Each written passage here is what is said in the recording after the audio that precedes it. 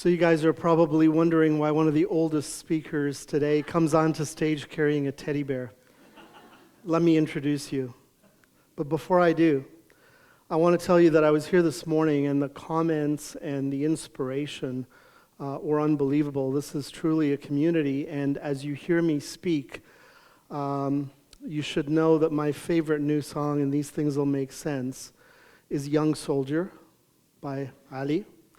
That my favorite t-shirt has the words on it, "Our voice is the only thing that will protect us," by Ahmed, and he said he might take that off and give it to me at the end of my speech. We'll talk about Aib in a second. And to Jose, I now know I've been stuttering all my life, and thank you for reminding me that in about 20 minutes I won't be stuttering anymore.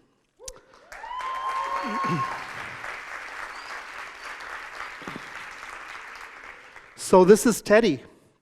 We've been together since the very first day of my life, and he's witnessed every single step of my journey.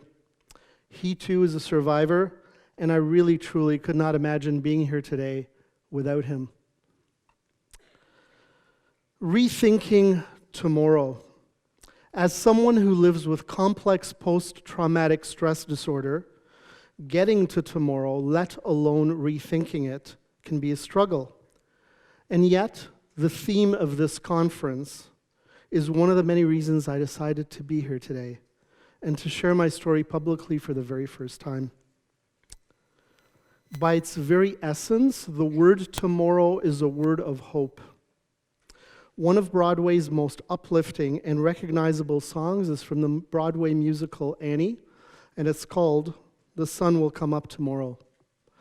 For those of us living with PTSD, that is often unimaginable. I've had endless days in my life where tomorrow seemed both impossible and at the very same time the reason I survived for one more day. Nothing is lonelier or scarier than being alone as the day ends, as the sun sets and tomorrow seems so very, very far away. But nothing feels better than waking up and knowing that I've made it to another day. I stand before you today nervous and uncomfortable and scared.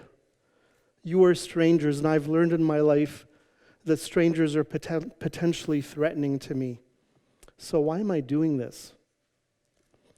I've also learned over the course of my life that nothing threatens danger more than protecting it at any cost. And so today, I let go of that even just a little bit, but with this script in my hand to keep me grounded and focused.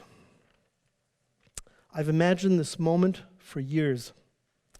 Life is all about timing, about being ready, my career, our daughter, and feeling comfortable that the time and the place are right.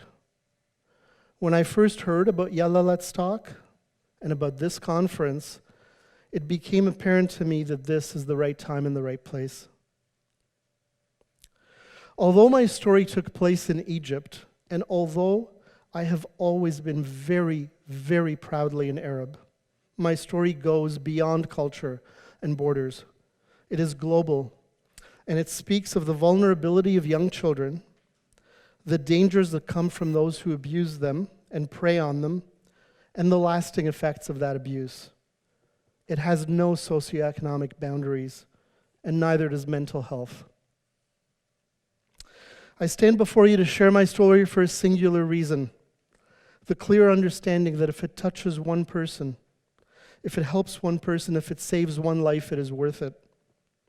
My story is one of resilience, of hope, and of support. Leaving even just one of you with a piece of that today is my goal. It's a way to thank that strong, beautiful, brave child within me for his journey, for choosing life, for choosing not to be a victim for the rest of his life, and for being a survivor.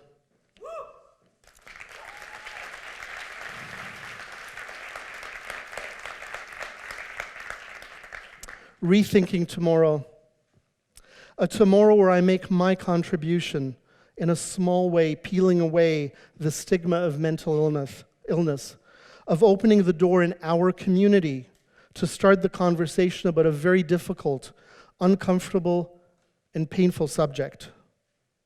My journey is not over, it never will be. One does not get over what I experienced. There are still days that are dark and scary, but by talking about it, by not being ashamed of it, and by saying no to that stigma, things get a little bit better. We all need role models. Proof that there's a way out of the labyrinth. Today I stand before you as that proof. Let me cut to the chase. I endured and survived 5 years of brutal physical, sexual, and emotional abuse beginning at the age of 4. I've always believed the toughest was the emotional abuse. Without it, without the threats, without him convincing me that I had no choice but to comply and to remain silent, I would have not been sexually or physically abused, at least not for long. I would have reached out and spoken up, gone to my parents, to my teachers, to an adult, but he convinced me that they would not have believed me, that they would have put me out onto the streets of Cairo in shame and in disgust. You can convince a child of anything. Years later, as I unexpectedly sat paralyzed through the movie Slumdog Millionaire, I realized how deeply ingrained those fears and that emotional abuse was. The abuse only ended when we left Cairo for Canada. Has my life been easy since? Has my journey been smooth and simple? After all, I have a great education. I have lots of amazing friends, a series of fantastic jobs, and an interesting, rewarding, and eclectic career. And most importantly, I'm married to a very special woman, and together we are blessed with an unbelievable daughter. I have traveled the globe. I speak several languages. I have hobbies and interests. I remain curious. And I work tirelessly for many not-for-profit organizations. Pretty cool life, right? Yeah, cool, wonderful, rewarding, interesting, but not simple, not smooth, and certainly not easy. And with a huge price tag, constant hard work to get to that next tomorrow, and a life filled with shame and surrounded by stigma, depression, anxiety, and fear. We left Egypt when I was 9 years old. I was free of him and of the abuse, or so I thought. I remember the abuse well, but very little of my childhood after we left Egypt. I was very busy always, involved in endless activities, studying hard. The pattern was set, but not yet evident to me. The busier I was, the less time I had to think, and not thinking was good. I strived for perfection, for fear that anything less might expose the real me and put me in danger. I got very good at perfection. I used all those skills I had learned during the abuse to continue surviving. Disassociation was especially big, being there without being there, and a photographic memory which has always kept me very safe. As I got older and moved to my teenage years, I was confused, not yet understanding that I was sexualized at the age of 4 without choice. Trying to figure out who I really was became horrible and stressful and robbed me of enjoying my teen years and my university years. Fast forward. I turned 30 and came face to face with a mirror image of my child self, a sweet, vulnerable, and trusting little boy.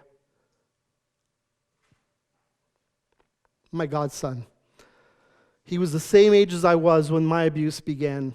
It was at that point that I could no longer ignore the reality of my past. Suddenly, it was clear that there might actually be some truth to the fact that what happened to me was not my fault, and finally shone the light for me on how I was entirely helpless at that very young age. And thus, the journey to my recovery began. Therapy, support groups, books, lots of books. They all became part of my life. Friends, family, all stood beside me, some comfortably, many less so. While some cried, held me, comforted me, and encouraged me, I was told by others to just get over it, and it was never spoken of again. Each time that happened, the stigma grew bigger, and 2 giant steps back replaced 1 small step forward. Meeting my wife changed my life. We talked. I felt comfortable and safe. I trusted her. She was patient. I allowed her behind a big, strong wall that I had built, and she was the first person from whom I accepted any kind of help. Being married to me is not easy. Mood swings, outbursts, mixed signals. Being in a relationship with a survivor of abuse and someone living with PTSD is not for the weak-hearted. And it takes a very strong and very special person and lots of love to deal with that.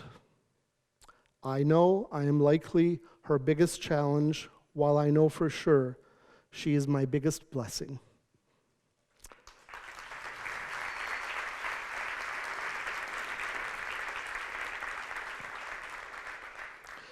As someone who had endured abuse as a child, I was left vulnerable. This made me an easy target for bullies. In high school, I would hide in the washroom at lunchtime and eat in a stall all by myself to avoid those bullies. Let me tell you, that memory is strong and awful and very, very lonely. The cycle of bullying I had lived with in my youth and as a teenager followed me into adulthood. But as an adult and in the workplace, it was harder to hide. And it took its toll as I began to deal with anxiety and depression in ways that were brand new to me. The final blow came 2 years ago. I learned this morning, and I believe in fate, around the same time as this organization was born.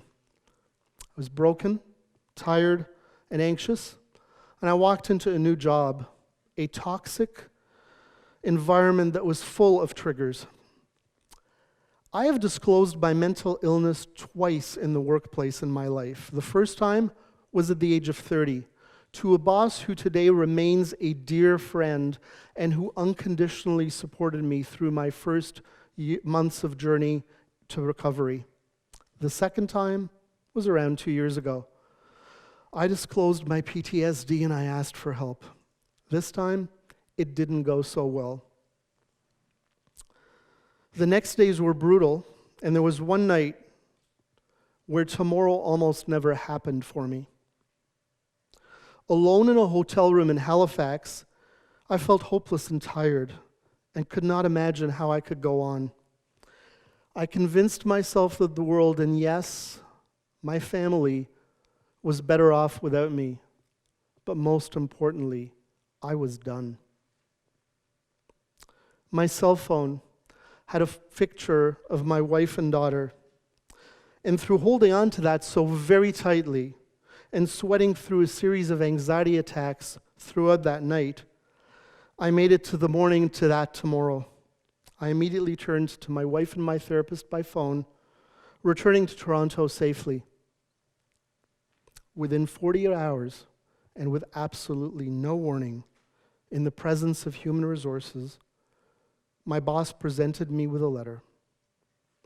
The words began with, "You have informed me that you are currently consulting a therapist to assist you with your personal mental health challenges."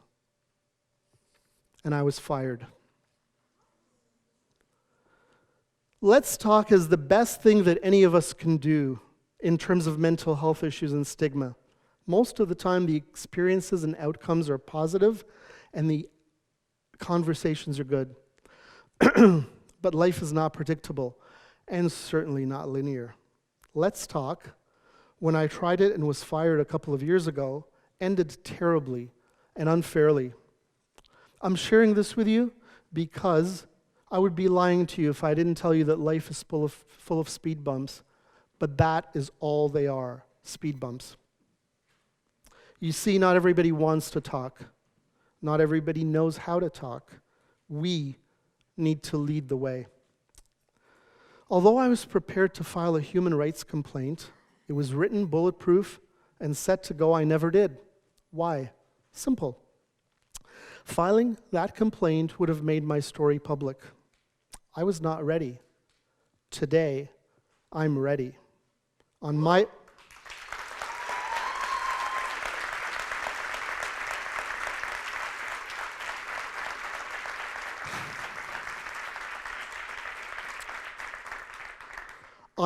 own terms, no one else's. I also needed to share the story with our daughter.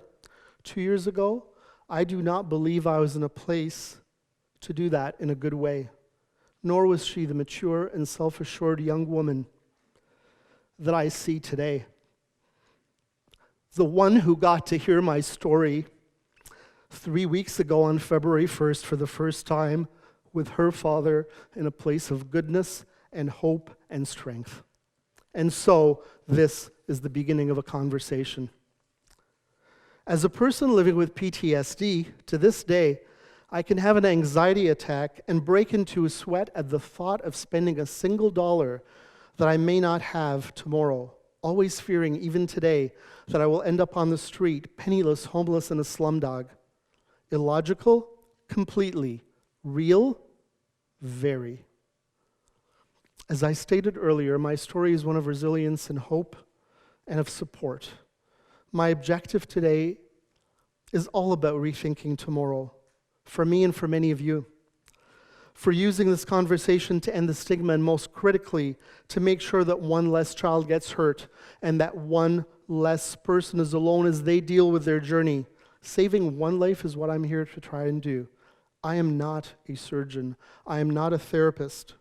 What I am is living proof that there's hope, that life is worth living, that you are worth living your life, that we have choices, and that there is support out there. I have managed a full and fulfilling life in spite of my story. You too can do that. I encourage you to use your voice, to seek support from family, from friends, from therapists. It's about starting the journey, small step by small step. Using that voice, breaking the silence, ending the stigma. Being silenced, not expressing ourselves, having our voices taken away is a major goal of our perpetrators. It took me 26 years to break that silence privately and many more to get to today and break it publicly. It is clear to me today, we need action now. My story is not unique. That is what haunts me the most. Until we put an end to stories like mine, the problem continues. This has been hard to share. I'm certain it's also very hard to hear. We cannot make change without this conversation. We've started in this room right now. With children being harmed, human potential is being crippled. Our voices and our actions can begin undoing that, and they cannot be silenced until there are no more stories to tell. Not mine, not yours, not our children's, not anyone's. Life is tough, but so are you. I'm here to remind you of that. I'm here to prove that to you. I now know that I was a victim as a child, but today I'm a survivor, and that life has been tough for me, but I am tougher. I can't tell you what it was, if it was my DNA, my faith, nature, nurture, or whatever force allowed me to find that strength. What I do know is that it is inside every one of us, no matter how deeply hidden, and that sometimes we need help to locate it before we can find the courage to use it. In his book, Man's Search for Meaning, Viktor Frankl wrote, "Forces beyond your control can take away everything you possess, except for one thing. The one thing you cannot take away from me is how I choose to respond to what you do to me. The last of one's freedoms is to choose one's attitude in any given circumstance to choose one's own way. My abuse and my PTSD are part of my journey, but they do not define me. That is my choice. I don't let them, and I never will. I'm so grateful for the opportunity to share my story with you today. I'm grateful to each of you here for listening. Yalla. Let's rethink tomorrow and remind one another that tomorrow is when the sun will always come up. Every day. Insha'Allah.